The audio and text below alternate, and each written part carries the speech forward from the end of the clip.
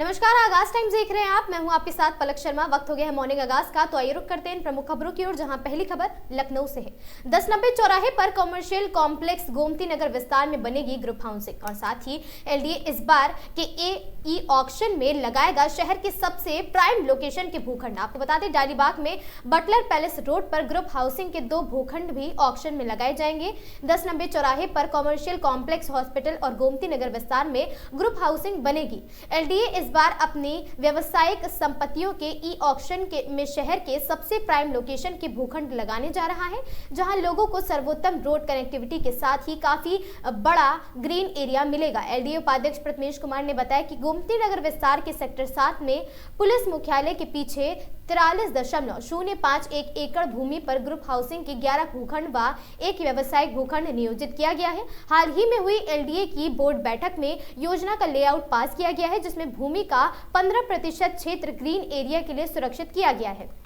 आपको बता दें, ये सभी भूखंड इस बार के ई ऑक्शन में लगाए जाएंगे। उन्होंने बताया कि ग्रुप हाउसिंग के भूखंड 5295 वर्ग मीटर के लिए हैं और 11934 वर्ग मीटर क्षेत्रफल के हैं, जिनकी कीमत 80,633 रुपए प्रति वर्ग मीटर आरक्षित की गई है। इसी तरह 7180 वर्ग मीटर क्षेत्रफल के व्यवसायिक भूखंड की आरक्षित दर 82,864 रुपए प्रति वर्ग मीटर निर्धारित की गई है। इसके अलावा गोमती नगर के विपिन खंड विस्तार में 1090 चौराहे के पास 5 व्यवसायिक भूखंड व एक हॉस्पिटल भूखंड ई ऑक्शन में लगाया जाएगा। 51 वर्ग मीटर से लेकर 11,175 वर्ग मीटर क्षेत्रफल के व्यवसायिक भूखंडों की आरक्षित दर 1,18,000 और साथ ही 855 रुपए से लेकर 1,28,230 रुपए प्रति वर्ग मीटर आरक्षित की गई है। वहीं 1,615 वर्ग मीटर क्षेत्रफल के हॉस्पिटल भूखंड की कीमत 97,413 रुपए प्रति वर्ग मीटर आरक्षित की गई है। उपाध्यक्ष प्रथमेश कुमार ने बताया कि डालीबाग में बटलर पैलेस रोड पर स्थित ग्रुप हाउसिंग के 2 भूखंड भी इस बार के ई ऑक्शन में लगाए जाएंगे और साथ ही 2026 वर्ग मीटर और 2097 वर्ग मीटर क्षेत्रफल के इन दोनों भूखंडों की कीमत 88,334 रुपए प्रति वर्ग मीटर आरक्षित की गई है। उन्होंने बताया कि हाल ही में एलडीए ने डालीबाग में सरदार वल्लभ भाई पटेल आवासीय योजना लॉन्च की थी, जिसमें बने 72 फ्लैटों के लिए 8,000 से अधिक आवेदन आए थे। इससे अंदाजा लगाया जा सकता है कि डालीबाग के इन ग्रुप हाउसिंग भूखंडों पर बनने वाले अपार्टमेंट्स की कितनी अधिक डिमांड होगी। और उपाध्यक्ष ने बताया कि ग्रुप हाउसिंग, व्यावसायिक व हॉस्पिटल भू उपयोग के इन सभी भूखंडों की लोकेशन काफी प्राइम है। भूखंडों के ई ऑक्शन के लिए 15 दिसंबर 2025 से पोर्टल खोला जाएगा। इसमें प्रतिभाग करने के इच्छुक लोग एलडीए की वेबसाइट के माध्यम से पंजीकरण करा सकेंगे।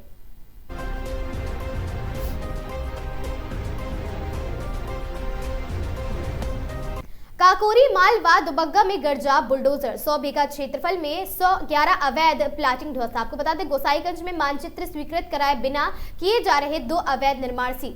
लखनऊ विकास प्राधिकरण ने शुक्रवार को काकोरी माल व दुबग्गा क्षेत्र में अवैध प्लॉटिंग के खिलाफ अभियान चलाया है। इस दौरान 100 बीघा से अधिक क्षेत्रफल में चल रही 11 अवैध प्लॉटिंग पर बुलडोजर चलाया गया। वहीं गोसाईगंज में 2 अवैध निर्माण सील किए गए। प्रवर्तन जोन 3 के जोनल अधिकारी देवांश त्रिवेदी ने बताया कि काकोरी थाना क्षेत्र के ग्राम शिवरी, खदाई, ईट, घुरघुरी तालाब और पानखेड़ा में अभियान चलाया गया। इस दौरान रुद्र प्रताप, राजू और साथ ही Kailash, Dinesh Pratap Singh, Messrs GS Residency, Basant Kumar, Nikhil Sharma व अन्य द्वारा लगभग 53 बीघा क्षेत्रफल में की जा रही 6 अवैध प्लॉटिंग को ध्वस्त किया गया। प्रवर्तन जोन 7 के जोनल अधिकारी माधवेश कुमार ने बताया कि माल व दुबग्गा क्षेत्र में अभियान चलाया गया। इस दौरान राहुल यादव, संदीप मिश्रा, मनोज यादव, पाल जी, इजहार और रविंद्र सैनी व अन्य द्वारा लगभग 50 बीघा क्षेत्रफल में की जा रही 5 अवैध प्लॉटिंग को ध्वस्त किया गया। गोसाईगंज में 2 अवैध प्लॉटिंग सील। आपको बता दें, प्रवर्तन जोन 2 के जोनल अधिकारी विराग करवरिया ने बताया कि राकेश कुमार पांडे व अन्य द्वारा गोसाईगंज के हरिहरपुर की फ्रेंड्स कॉलोनी में लगभग 250 वर्ग मीटर क्षेत्रफल के भूखंड पर भवन का निर्माण कराया जा रहा था। इसी तरह नरेंद्र कुमार व अन्य द्वारा पहाड़ नगर टिकरिया में लगभग 100 वर्ग मीटर क्षेत्रफल में भूखंड पर अवैध रूप से व्यवसायिक निर्माण कराया जा रहा था। एलडीए से मानचित्र स्वीकृत कराए बिना किए जा रहे इन दोनों अवैध निर्माणों को सील कर दिया गया।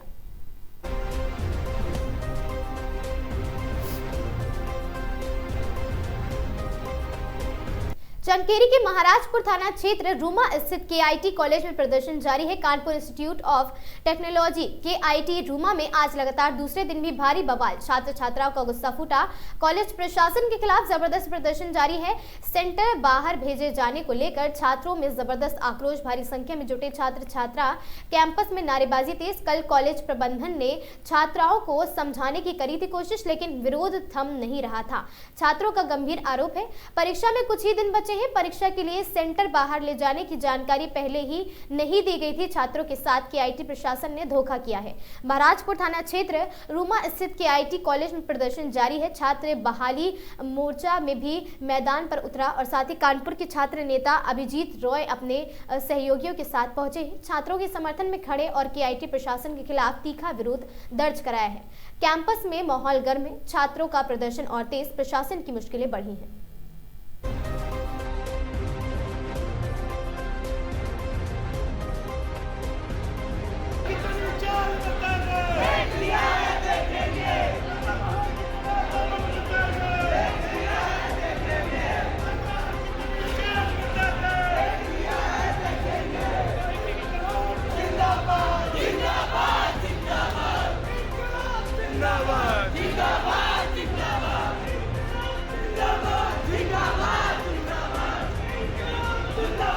जिंदाबाद जिंदाबाद मुर्दाबाद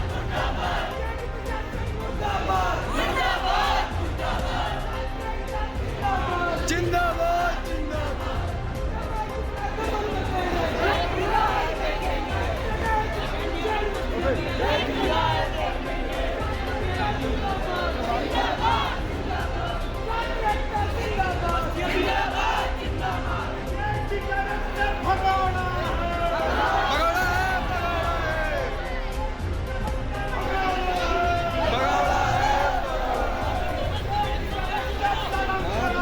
इंजीनियरिंग कॉलेज कैंपस में जीएनजी डाकघर का हुआ शुभारंभ। Bhagalpur Sabour engineering college campus में जीएनजी डाकघर का शुभारंभ। पोस्टमार्टम, आपको बता दें कि वहां पर पोस्ट मास्टर जनरल क्षेत्र बिहार की मनोज कुमार ने केकर कमलों द्वारा संपन्न हुआ यह कार्यक्रम और साथ ही इस नए डाकघर में अंग प्रदेश और साथ ही भागलपुर की विभिन्न कलाकृति का छायाचित्र शोभा बढ़ा रही थी। मौके पर इंजीनियरिंग कॉलेज के छात्र छात्राओं ने भी डाकघर में उपलब्ध सुविधाओं पर अपना मंतव्य रखा। मौके पर इंजीनियरिंग कॉलेज के प्राचार्य डॉक्टर राजू एम तुगन्यात के साथ ही डाकघर के अन्य कर्मी भी वहां पर उपस्थित रहे। क्या चीज का उद्देश्य ये डाकघर की एक राष्ट्रव्यापी पहल का हिस्सा है।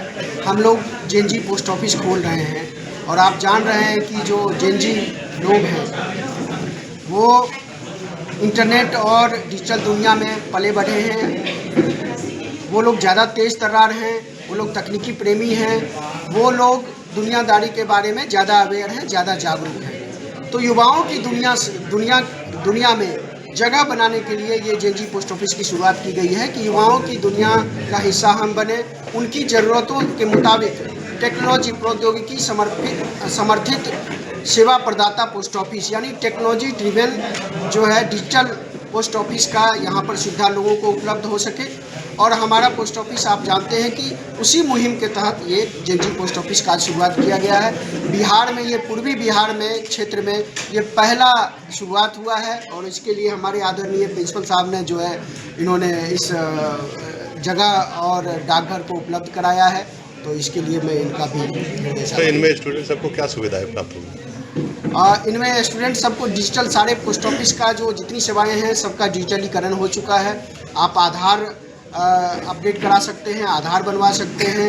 पासपोर्ट सेवा के लिए माननीय ने आदरणीय प्रिंसिपल साहब ने अनुरोध किया है तो हम यहाँ कैंप लगाएंगे। स्मॉल सेविंग की सुविधाएं हैं, पार्सल बुकिंग की सुविधाएं हैं और हमारा इंश्योरेंस की भी सुविधा है। सुविधाओं का हमारे पास इंडिया पोस्ट पेमेंट बैंक सबसे बड़ी सुविधा है, जो अभी छात्र बोल भी रहे थे कि वो जो है हैसल फ्री है, झंझट मुक्त खाता खुलता भी है और पैसा का लेन देन जमा करना या उनसे प्राप्त करना बहुत आसान है और पूरी तरह से डिजिटल है वो India post payment.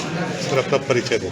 Manoj Kumar, post master general पूर्वी क्षेत्र बिहार। सबसे पहले तो हमारे स्टूडेंट जो है वो जेएनजी के हैं उनको जेएनजी स्टाइल में ही हर सरकारी ऑफिस चाहिए, चाहे हमारा सरकारी कॉलेज है, तो वो हिसाब से उन्होंने आदरणीय मनोज जी ने बनवाया है और इतने कम टाइम में बनवाया है कि उन्हें हमारे बच्चों को सारी सुविधाएं मिलेगी। मैंने रिक्वेस्ट भी कहा पासपोर्ट के लिए, और आधार कार्ड बहुत ज़रूरी है, वो भी फैसिलिटी दे रहे हैं। सेविंग की फैसिलिटी है, मध्यम परिवार से आते हैं हमारे स्टूडेंट्स, उनके लिए यहाँ पर सुविधा मिलना बहुत अच्छी बात है, क्योंकि अगर यहीं के यहीं मिलते तो पठन पाठन के कार्य में बाधा नहीं आती है। पोस्ट के काम के लिए अगर जाते हैं लाइन में खड़े रहना पड़ेगा उनको, और उसके लिए समय व्यतीत होता है, और एक क्लास भी मिस हुआ तो वो बच्चों के बहुत बड़ा नुकसान हो जाता है। तो इसके लिए मैं भारत सरकार, बिहार सरकार और मनोज जी का मैं हृदय से आभार व्यक्त करता हूं कि उन्होंने इतनी अच्छी सुविधा लेटेस्ट टेक्नोलॉजी की यहाँ पर दी हमारे बच्चों के लिए, और हमारे बच्चे बहुत खुश होंगे। से भागलपुर कॉलेज ऑफ इंजीनियरिंग से बोल रहा हूँ। जब मैं फर्स्ट सेम में आया था तो मैं यहाँ रेगुलर विजिट करता था, पोस्ट ऑफिस आया करता था, लेकिन उस टाइम का जो पोस्ट ऑफिस था, उस टाइम का जो स्ट्रक्चर था पोस्ट ऑफिस का, और आज जो हम देख रहे हैं, आज जो उद्घाटन के समय हम देख रहे हैं, बहुत ज़्यादा अंतर है। और हम जैसे हम लोग जेएनजी में आते हैं तो हम लोग के लिए ये नेसेसरी भी है, क्योंकि पोस्ट ऑफिस में अब बहुत सारी फैसिलिटी आने लगी, जैसे इंडियन पोस्ट पेमेंट बैंक आने लगा है, सबसे बड़ी बात है। और ये हम लोग को सबसे ज़्यादा जरूरी थी स्टूडेंट लोग के लिए, क्योंकि उसमें ट्रांजैक्शन का लिमिट वगैरह सब चीज़ स्टूडेंट के लिए होता है। और एक जो महत्वपूर्ण समस्या हम लोग की थी आधार से रिलेटेड, जो कि पोस्ट ऑफिस ने ये बहुत बड़ा कदम उठाया कि आधार से रिलेटेड बहुत सारे काम किए जा रहे हैं, जो कि पोस्ट ऑफिस के द्वारा ही हो रहा है। तो आज ऐसा लग रहा है कि हमको आधार के फील्ड में सर थोड़ा सा काम हो, क्योंकि आधार में बहुत सारे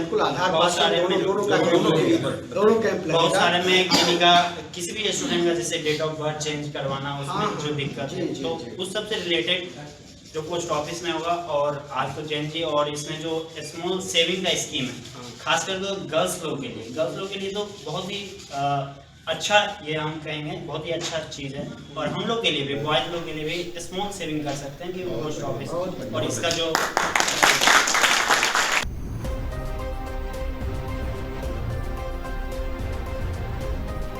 खबर भागलपुर से है, जहां शहर की बढ़ती यातायात समस्या को देखते हुए प्रशासन ने रिस्करडी में अस्थायी और साथ ही बस स्टैंड के संचालन का निर्णय लिया है। इसी क्रम में शुक्रवार को डीडीसी प्रदीप सिंह और साथ ही सिटी एसपी शुभांक मिश्रा सहित अन्य अपराधियों और साथ ही आपको बता दें कि वहां पर सभी अधिकारियों ने अस्थायी बस स्टैंड परिसर का निरीक्षण किया है। निरीक्षण के दौरान उन्होंने चल रहे कार्यों की प्रगति का जायजा लिया है और संबंधित अधिकारियों को आश्वासन और साथ ही दिशा निर्देश दिए हैं। डीडीसी ने कहा कि यात्रियों की सुविधा सर्वोच्च प्राथमिकता है, इसीलिए बस स्टैंड परिसर में शुद्ध पेयजल की उपलब्धता सुनिश्चित की जाए। इसके लिए चापाकल व पेयजल पाइपलाइन बिछाने का काम तेज गति से चल रहा है। उन्होंने बताया कि महिलाओं और पुरुषों के लिए अलग अलग शौचालय का निर्माण किया जा रहा है ताकि किसी भी तरह की असुविधा ना हो।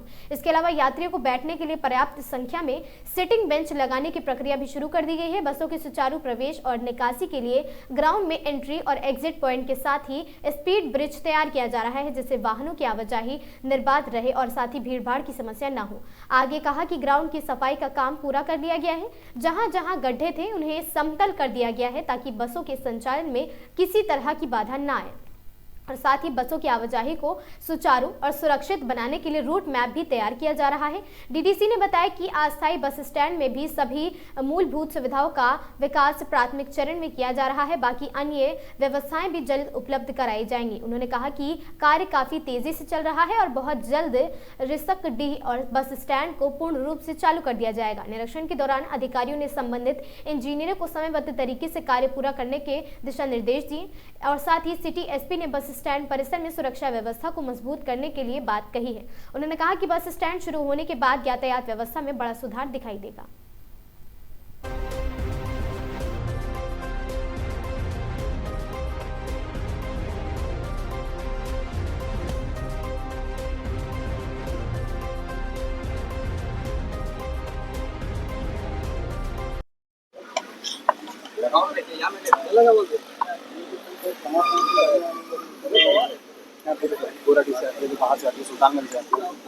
सर 2 दिन पहले आप यहाँ पे आए थे विजिट करने के लिए और उस समय काफ़ी अस्त व्यस्त था यहाँ का, और आज फिर आप पुनः आए हैं सर्वेक्षण के लिए, तो किस तरह से काम चल रहा है और कब तक ये संपन्न होगा? ये आप देख रहे हैं, हम पहले भी बताए थे इसमें कि जिलाधिकारी महोदय का निर्देश है कि जो शहर में यातायात व्यवस्था अभी थोड़ा अस्त व्यस्त हुआ है उसको सुधार करने के लिए और उसका निवारण करने के लिए हम लोगों ने यहाँ एक अस्थायी बस स्टैंड संचालित करने का निर्णय लिया है। और उसी में जो मूलभूत सुविधाएं होती हैं यात्रियों के लिए भी, बस के जो ड्राइवर आएंगे उनके लिए भी, और आमतौर पर जो व्यक्ति यहाँ पे आके ठहरेंगे थोड़ी देर के लिए उनके लिए, तो मूलभूत सुविधाओं में हम लोग पेयजल, सभी लोगों को शुद्ध पेयजल मिले उसके लिए हैंडपंप्स और नल वगैरह लगवा रहे हैं। टॉयलेट रहेगा मेल फीमेल दोनों लोगों के लिए, पर्याप्त संख्या में हम लोग टॉयलेट्स का भी निर्माण करवा रहे हैं। यात्रियों को बैठने के लिए हम लोग सिटिंग बेंच का व्यवस्था कर रहे हैं पेवर ब्लॉक्स लगा के, और इस ग्राउंड में जहां एंट्री और एग्जिट पॉइंट्स है उसका समतलीकरण करा रहे हैं, उसको सुदृढ़ बना रहे हैं ताकि बस और जो गाड़ियां आएंगी उन गाड़ियों के आने में वो वहाँ धंसे नहीं और निर्बाध रूप से उसका परिचालन होता रहे। तो मूलभूत सारी सुविधाएं हम लोग करा रहे हैं और इसके बाद इसमें जो अन्य सुविधाएं जरूरत होंगी आवश्यकता अनुसार हम लोग प्रोवाइड करवाएंगे। काम आप देख रहे हैं काफ़ी तेज़ी से चल रहा है, इसका सभी एरिया भी काफ़ी हम लोगों ने क्लीन किया है।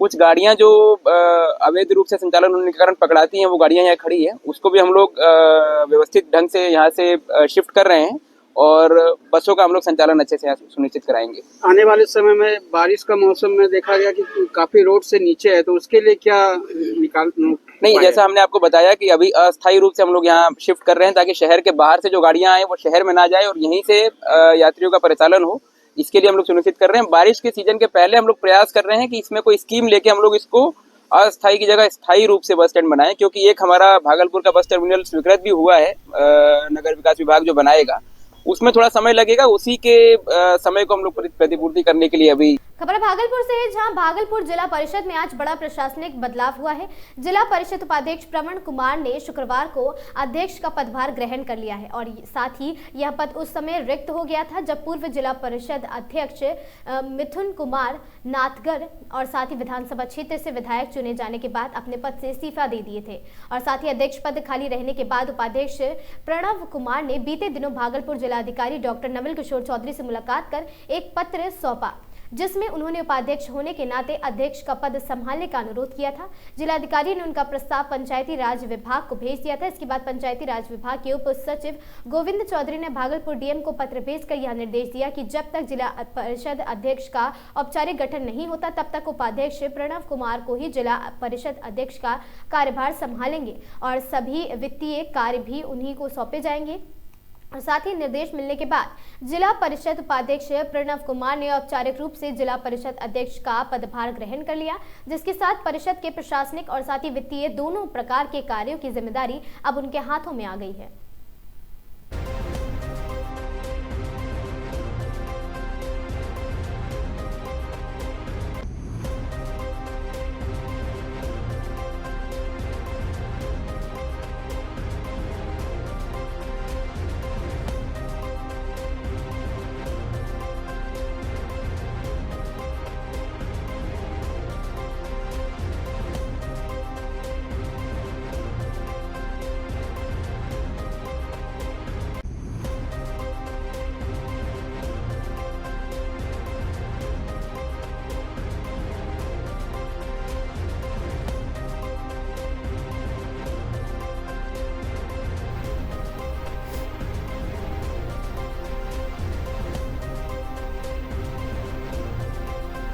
भागलपुर में 11 दिसंबर 2025 को आयोजित आपको बता दें कि इश्तेहार कुर्की संकल्प दिवस के अवसर पर जिले भर में पुलिस की विशेष अभियान चलाया गया।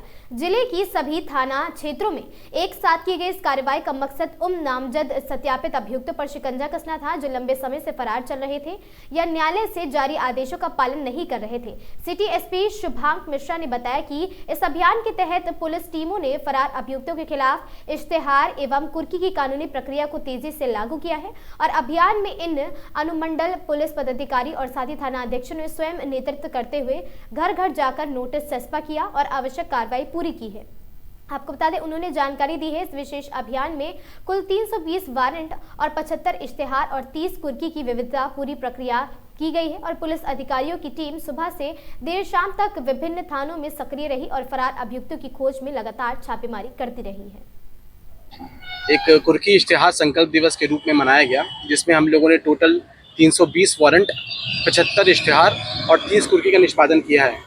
इसमें कई हत्या के आरोपी थे, कई लूट केस के आरोपी थे जो फरार थे उनके विरुद्ध कुर्की की कार्रवाई भी की गई है। इसके अलावा जो लंबित इश्तिहार कुर्की रह गए हैं उनको आज हम लोग निष्पादित करेंगे और आगे भी प्रत्येक सप्ताह इस तरीके का अभियान चलाया जाता रहेगा और जितने भी वारंट कुर्की इश्तिहार हैं उनका नियमित रूप से निष्पादन किया जाएगा।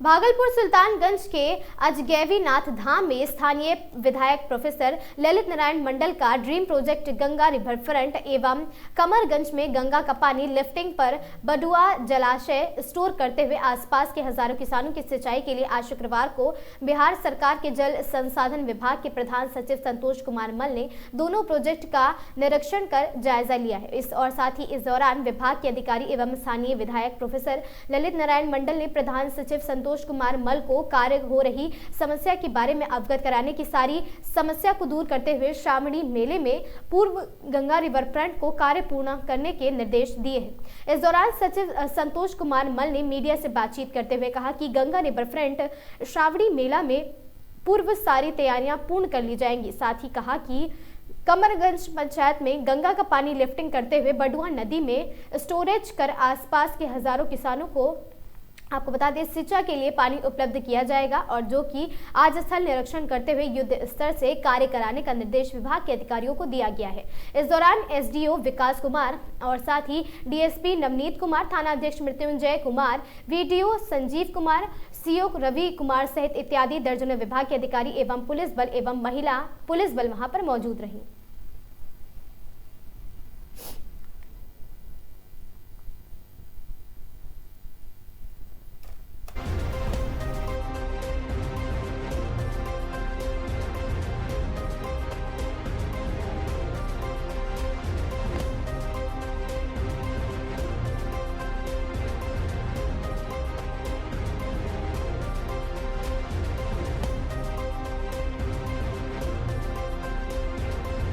इसको हम लोग पूरा प्रयास करेंगे कि इस बार जुलाई से पहले हम लोग इसको कंप्लीट कर लें। सावन से पहले क्या क्या इस पर सुविधा रहेगी सर?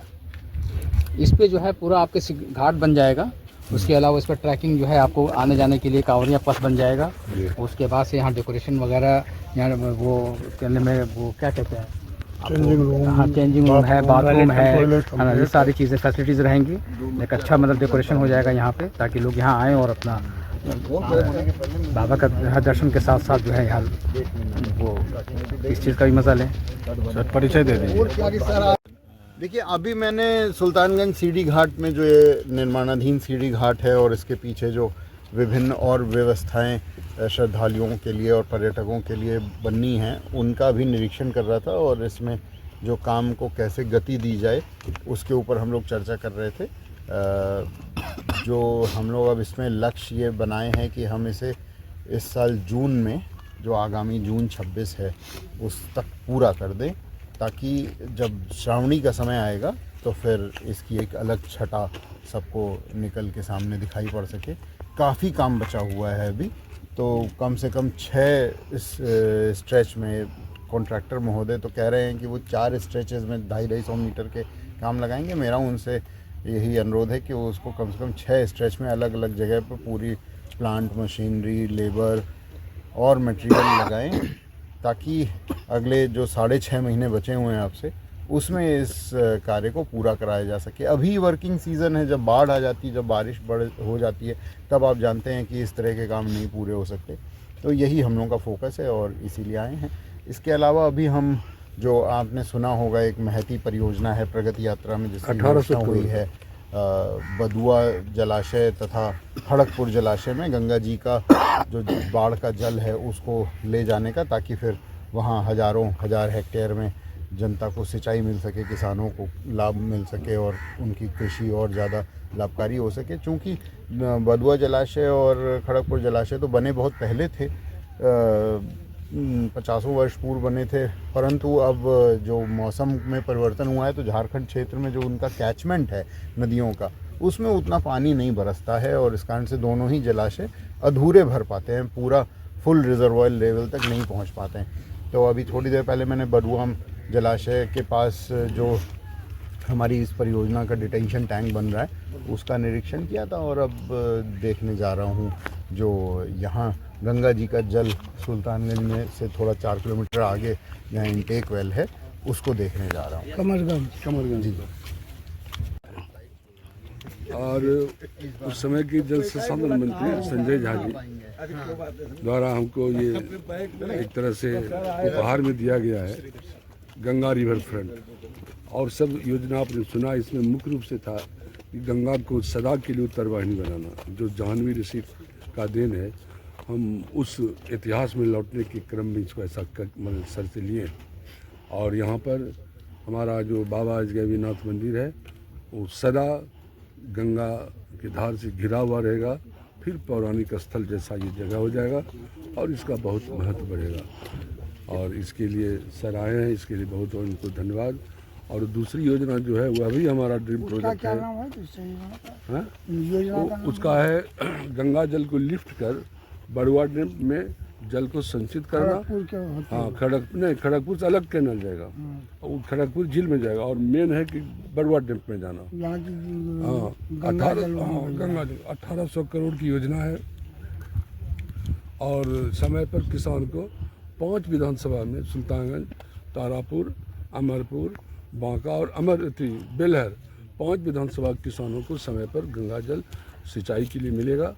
उसमें एक एक्सटेंशन हम करवा कर आए हैं, अभी मुख्यमंत्री से मिले हैं कि उसी में एक और कैनाल निकाल करके शाहकुंड तरफ ले दिया जाए, जिससे कि वहाँ पर 5 विधानसभा जो है 10 आपका पंचायत है उसको भी ये जल मिले, और इस पर मुख्यमंत्री जी बहुत पॉजिटिव हैं, उम्मीद रखिए हुआ भी एक्सटेंशन है। भागलपुर बाईपास थाना क्षेत्र में पुलिस ने अवैध शराब तस्करी के बड़े नेटवर्क पर शिकंजा कसते हुए एक ट्रक से भारी मात्रा में विदेशी शराब बरामद की है। यह कार्रवाई गुप्त सूचना के आधार पर की गई है। सूचना मिली थी कि एक ट्रक संख्या JH10S6573 में भारी मात्रा में विदेशी शराब लेकर तस्कर झारखंड से भागलपुर आ रहे हैं। अलर्ट हुए बाईपास थाना पुलिस ने तत्काल टीम बनाकर इलाके में नाकेबंदी शुरू की थी, और पुलिस ने हलचल देखते ही ट्रक चालक वाहन छोड़कर मौके से फरार हो गया। पुलिस ने ट्रक को कब्जे में लेकर उसकी गहन तलाशी ली। ऊपर से लकड़ी का भूसा लदा था, लेकिन जैसे ही भूसा हटाया गया उसके नीचे शराब की बड़ी खेप छिपी हुई थी पाई गई, और साथ ही कुल 146 कार्टन में अलग अलग कंपनियों की, आपको बता दें 1313.920 लीटर विदेशी शराब बरामद की गई है। कार्रवाई में पुअनी प्रभात कुमार ने नेतृत्व में बाईपास थाना की टीम ने शामिल भी अब सभी तस्करों की पहचान और गिरोह के नेटवर्क का पता लगाने में जुटी है। इसको लेकर भागलपुर के सिटी एसपी शुभांक मिश्रा ने बताया कि अवैध शराब के खिलाफ अभियान लगातार जारी रहेगा और ऐसे माफियाओं पर कड़ी कार्रवाई की जाएगी।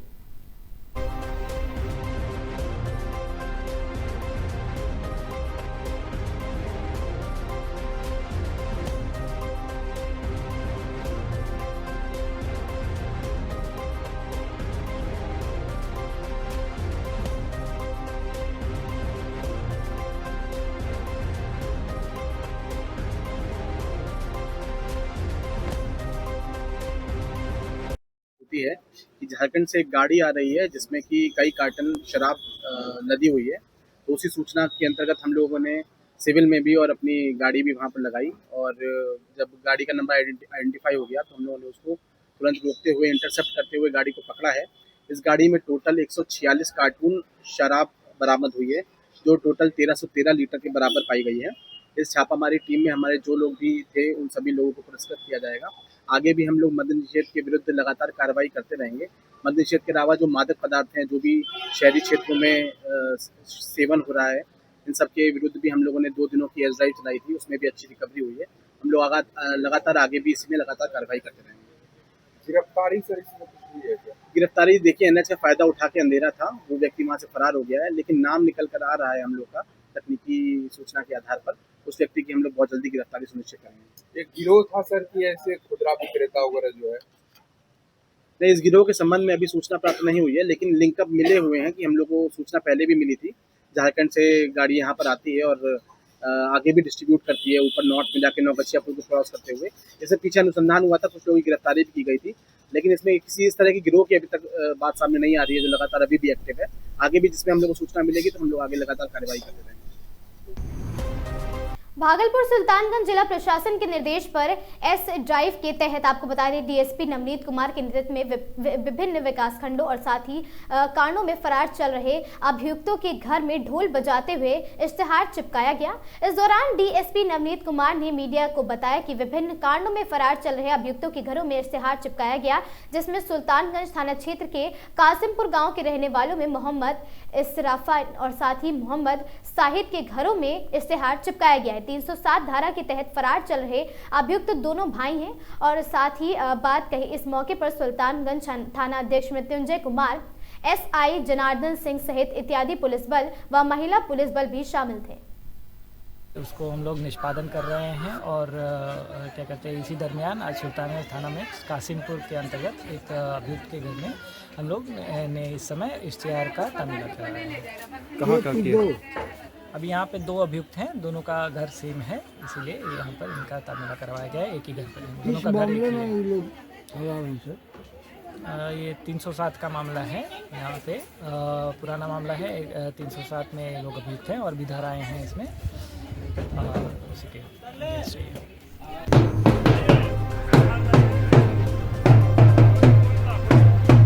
भागलपुर में छात्राओं और महिलाओं की सुरक्षा को सुदृढ़ करने के लिए पुलिस प्रशासन ने कमर कस ली है। पूर्व में निष्क्रिय रहे शेरनी दल की जगह अब नया और साथ ही संगठित बल अभया ब्रिगेड को मैदान में उतारा गया है। आपको बता दें, इस बल की औपचारिक शुरुआत के साथ ही टीमों ने शिक्षण संस्थानों में जागरूकता अभियान चलाया और छात्राओं को त्वरित सुरक्षा का भरोसा दिलाया है। अभया ब्रिगेड की नई संरचना के तहत प्रत्येक थाना क्षेत्र में एक टीम गठित की गई है, जिसकी कमान एक महिला एसआई को सौंपी गई है। यह टीम स्कूलों, कॉलेजों और कोचिंग संस्थानों के इर्द गिर्द कड़ी निगरानी रखेगी। टीम ने छात्राओं से अपील की है कि वे छेड़छाड़ या प्रताड़ना की स्थिति में डायल 112 को या फिर लोकल पुलिस को तुरंत सूचना दे, हिचकिचाएं नहीं।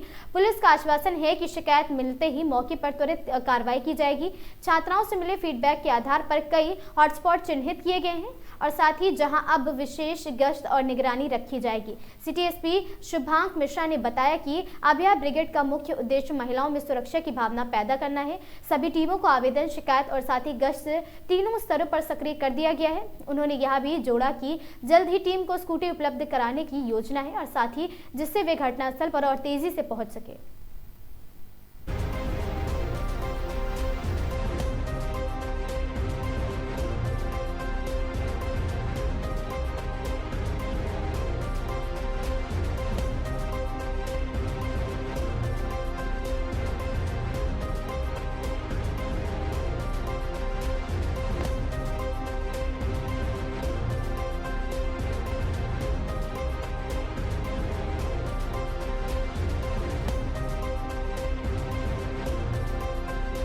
अभया ब्रिगेड का गठन किया गया है सभी जिलों के अंतर्गत, सभी थानों के अंतर्गत। और इस अभया ब्रिगेड के द्वारा हम लोग महिलाओं के विरुद्ध जो भी छिड़कानी हो रही है, जो अपराध हो रहे हैं छोटे मोटे, उस संबंध में सभी स्कूलों, विद्यालयों, यूनिवर्सिटी, हर जगह पर जागरूकता अभियान भी चलाया गया है। नंबर साझा किया गया है। जैसे ही इस तरह की कंप्लेंट अभया ब्रिगेड को मिलती है, वो वहाँ पर जाकर तुरंत उसके ऊपर त्वरित रूप से कठोर कार्रवाई करेगी। संबंधित थाने से संपर्क स्थापित करके लगातार भ्रमणशील रहेगी और हम लोग महिलाओं के विरुद्ध होने वाले अपराधों के प्रति कठोरतम कार्रवाई करने के लिए कटिबद्ध है। कई जगहों को चिन्हित किया गया होगा।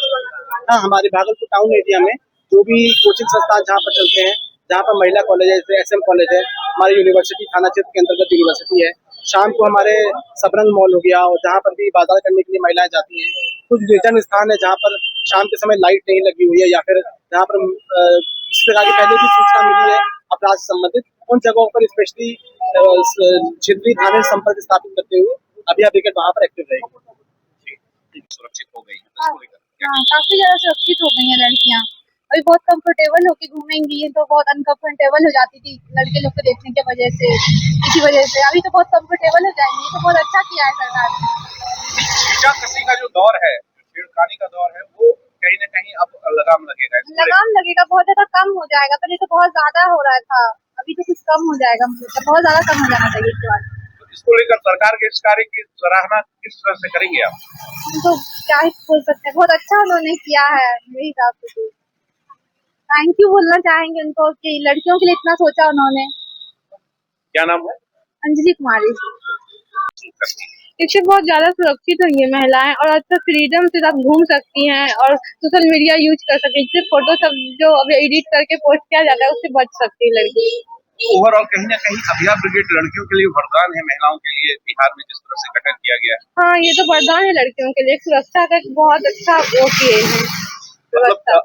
क्या कहना चाहेंगे इसको लेकर सम्राट चौधरी को, जो गृह मंत्री हैं, जिन्होंने ये निर्देश जारी किया, उसको क्या कहना चाहेंगे? उनको हम तो बहुत धन्यवाद देंगे क्या वो इतना सोचे लड़कियों के बारे में। और सम्राट चौधरी मेरे ही गांव के तरफ के हैं। क्या नाम हुआ? साक्षी कुमारी। भागलपुर में 13 दिसंबर 2025 को राष्ट्रीय लोक अदालत का आयोजन है और उस बाबत भागलपुर, नौगछिया और साथ ही कहलगांव कोर्ट में लोक अदालत का आयोजन तय किया गया है। जिला जज धर्मेंद्र कुमार सिंह और परिवार न्यायालय के प्रधान न्यायाधीश राजकुमार राजपूत ने बताया कि लोक अदालत से केस की पेंडेंसी में कमी आ रही है और जिला जज धर्मेंद्र कुमार सिंह ने बताया कि इस वर्ष की चौथी और अंतिम लोक अदालत का आयोजन किया जा रहा है, जिसमें 30,000 केस के निपटारे का टारगेट है। भागलपुर, नौगछिया और साथ कहलगांव कोर्ट में न्याय हेतु कुल 30 बेंच का गठन किया गया है। भागलपुर कोर्ट में परिवार न्यायालय के प्रधान न्यायाधीश राजकुमार राजपूत ने बताया कि इस बार की लोक अदालत में ट्रैफिक से जुड़े चालान और जुड़े केस का निष्पादन किया जाना तय किया गया है, जो सिर्फ भागलपुर के लोक अदालत में निपटारा किया जाएगा। उस बाबत सारी तैयारी कर ली गई है। एक ट्रैफिक चालान की एक बेंच बिठाने जा रहे हैं, जो कि जज साहब के अथक प्रयास से और लोगों की डिमांड को देखते हुए, लास्ट टाइम कई लोगों ने इसकी डिमांड की थी, तो जज साहब ने खुद से कदम उठा के हमारे डीएलएसए सेक्रेटरी मैडम के माध्यम से इस बार बेंच गठित की गई है। और उस बेंच के अंदर डीटीओ साहब और यहाँ के ट्रैफिक इंस्पेक्टर और मैं खुद उनके उस बेंच में बैठूंगा।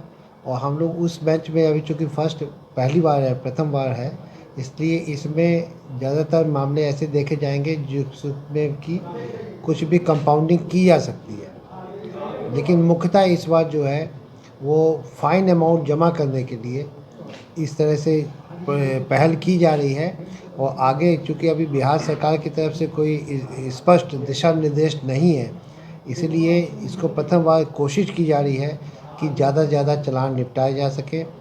और इसके लिए मोटर व्हीकल एक्ट के जो ऑफिस है उसके अंदर 2 काउंटर स्पेशल लोक अदालत के लिए बनाए गए हैं, जिसमें कि कोई भी व्यक्ति जाके लोक अदालत के माध्यम पे यहाँ पे उपस्थित होकर उन 2 काउंटरों में जाके अपना फ़ाइन अमाउंट जमा कर सकता है। उसको सब सुविधा यहाँ दी जाएगी।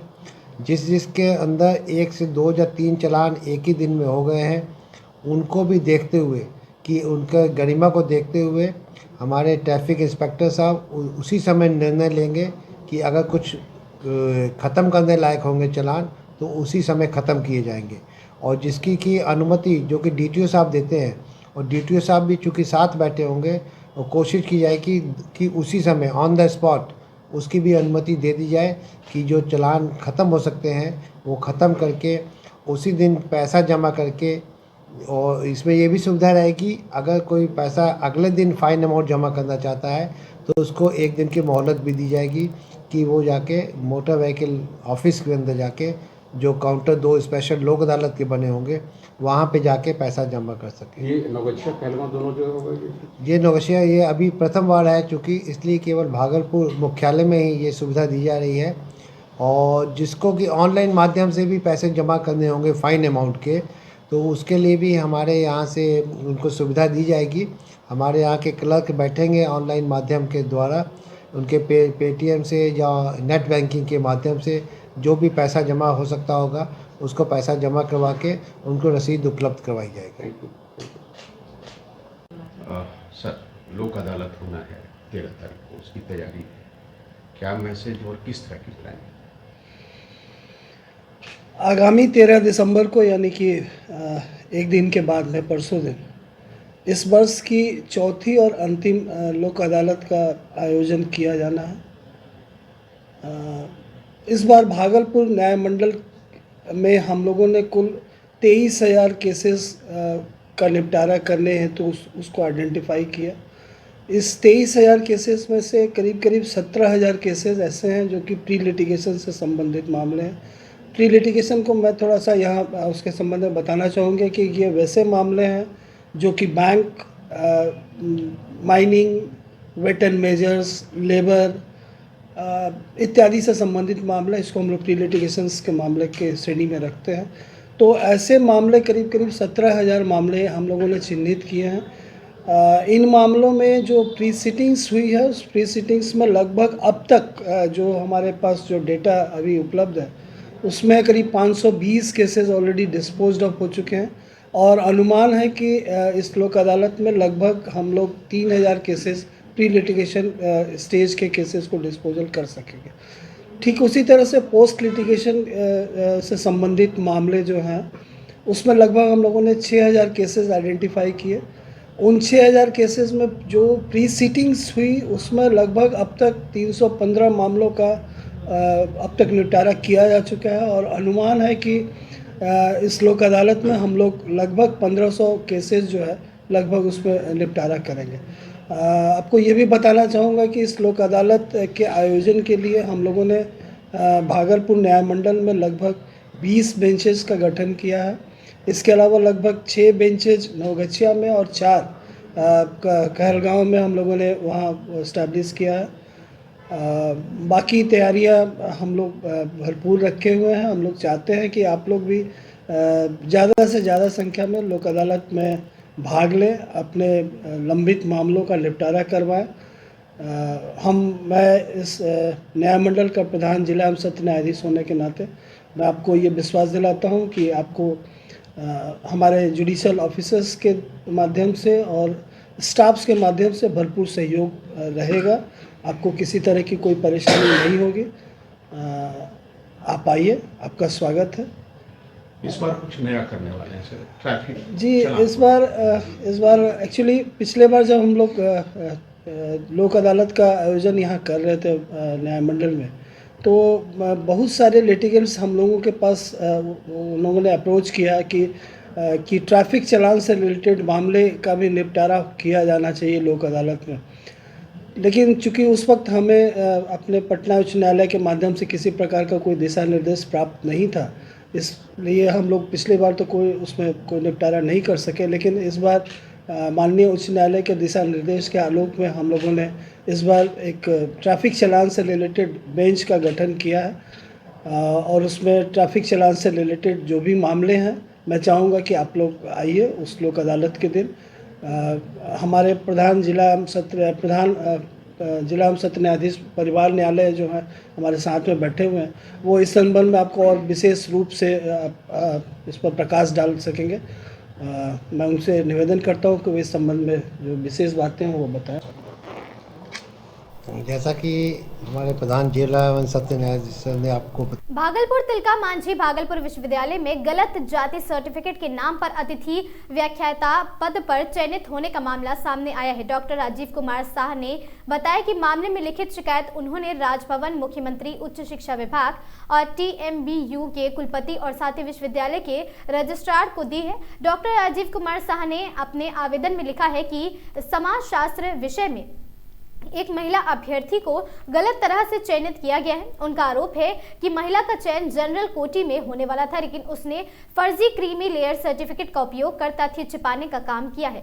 डॉक्टर राजीव कुमार के अनुसार उन्होंने इस मामले की शिकायत कुलपति के अलावा सिंडिकेट की बैठक में भी अतिथि शिक्षक डॉक्टर चंद्रमणि के सर्टिफिकेट का मामला एक सदस्य ने उठाया था। वहीं मामले की गंभीरता को देखते हुए कुल सचिव ने मदन अहिल्या महाविद्यालय और साथ ही नवगछिया में सेवा दे रही अतिथि शिक्षक डॉक्टर चंद्रमणि को पत्र भेजकर नवीनतम जाति प्रमाण पत्र एवं सक्षम प्राधिकार से निर्गत नॉन क्रीमी लेयर सर्टिफिकेट उपलब्ध कराने को कहा है। लेकिन पत्र का जवाब मिले बिना TMBU प्रशासन ने डॉक्टर चंद्रमणि की सेवा विस्तार का नोटिफिकेशन जारी कर दिया है। हालांकि इस बीच डॉक्टर राजीव कुमार ने राजभवन में ही मामले में हस्तक्षेप की मांग की है। राजीव के आवेदन पर राजभवन ने संज्ञान लिया, लेकिन विश्वविद्यालय प्रशासन ने कुंडली मारकर और साथ ही लाल फितशाही और नीति अपनाते हुए डॉक्टर राजीव कुमार ने बताया कि TMBU में डॉक्टर चंद्रमणि ने OBCW का सर्टिफिकेट जमा कर नौकरी ली है और साथ ही जबकि पूर्णिया यूनिवर्सिटी में होने वाले जनरल कैटेगरी में अप्लाई किया है। ऐसे में सवाल खड़े होते हैं कि इस शिक्षक का 2 जाति प्रमाण पत्र कैसे हो सकता है। पूरे प्रकरण में खास बात यह है कि जिस शिक्षक पर अपने दस्तावेज में हेराफेरी करने का आरोप लग रहा है, बिना उसकी जांच पड़ताल की तिलका मांझी भागलपुर विश्वविद्यालय में उसकी सेवा विस्तार की जा रही है। अतिथि व्याख्याता सबूर कॉलेज कोबे में कार्यरत था। जिस समय सेवा आयोग से जो 3 गो टीचर आया, हम लोग को टर्मिनेट कर दिया गया था। उस समय से मैं लगातार यूनिवर्सिटी का चक्कर लगा रहा हूँ। फर्जी नियुक्ति प्रमाण नियुक्ति वाले वो अंदर में, हमें जो जेन्युइन है हम बाहर में हैं। ये मैंने कुलपति महोदय से लगातार 3 बार मैंने आवेदन दे चुका हूँ, लेकिन इस पर कोई सुनवाई नहीं किया गया। और तो डॉक्टर चंदमनी को फिर से रिन्यूअल कर दिया गया, जबकि विश्वविद्यालय से इससे क्वेश्चन किया गया कि नॉन क्रीमी लेयर का सर्टिफिकेट उपलब्ध कराएं। बिना जवाब आए हुए उसका तिलका मांझी यूनिवर्सिटी इसको रिन्यूअल कर दिया गया। और सेवा आयोग से मैंने जब कुलपति से जब भेंट किया तो कुलपति ने महोदय ने मुझे बोला कि तुम राजभवन जाओ, मैं प्रभारी कुलपति हूँ, मेरे पास ये पावर नहीं है। मैं कुलपति के आदेश से मैं राजभवन गया। राजभवन से जो चिट्ठी आया गया तो वहाँ 30 तारीख को वो डिस्पैच हुआ चिट्ठी। 1 महीना की चिट्ठी यूनिवर्सिटी को दबा दिया गया। जब मेरे पास किसी के माध्यम से ये चिट्ठी आया, जब मैं कुलपति के जब वो चैम्बर गया तब यह चिट्ठी उपलब्ध हुआ, तब ये इस पर ध्यान दिया गया। मेरा सीरियल नंबर 8 और 39 में ये फर्जी प्रमाण पत्र का राजभवन से साथ निर्देश दिया गया कि इसको टर्मिनेट किया जाए, हमको ज्वाइनिंग लिया जाए। चंद्रमणि का पूर्णिया यूनिवर्सिटी से क्या है? वो पूर्णिया यूनिवर्सिटी में जनरल भरी है, जबकि तिलका मांझी यूनिवर्सिटी में वो ओबीसी डब्ल्यू में सिलेक्शन हुआ है और उसका भाई यूआर में सिलेक्शन है। मतलब एक पिताजी का भाई यूआर में, बहन ओबीसी में, फिर वो भर्ती है वो पूर्णिया में जनरल में। किस आधार पर यूनिवर्सिटी को न्यू एनरोलमेंट किए? अब ये यूनिवर्सिटी जाने। पति की भी संलिप्तता है क्या? पति उसकी निजी शिक्षक है। अच्छा। और उसका जिस समय नोटिफिकेशन का उसके पिताजी कुलदीप यादव एचओडी रह चुके हैं मधेपुरा का, उस समय वो उसका सिलेक्शन यूआर में होना था, ओबीसी में नहीं होना था। भागलपुर जिले के जगदीशपुर पंचायत के योगीवीर गांव में शुक्रवार को क्रॉप कटिंग के तहत आपको बता दें धान की उपज का आकलन किया गया। इस कार्यक्रम में खुद भागलपुर के जिलाधिकारी नवल किशोर चौधरी मौजूद रहे। डीएम ने पैक्स अध्यक्ष मुकेश पंजियारा के खेत में पहुंचकर वैज्ञानिक तरीके से फसल कटाई की प्रक्रिया का निरीक्षण किया।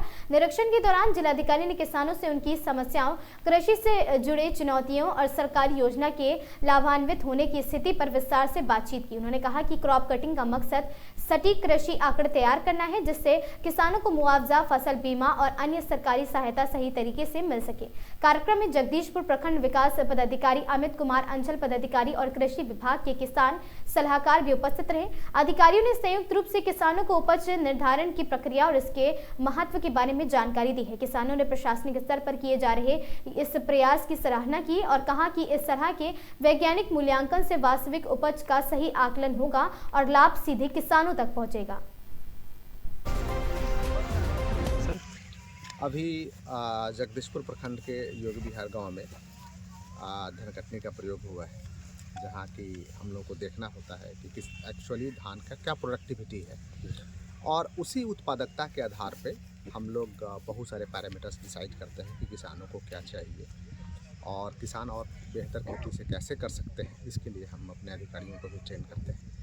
इसी क्रम में आज यहाँ निरीक्षण।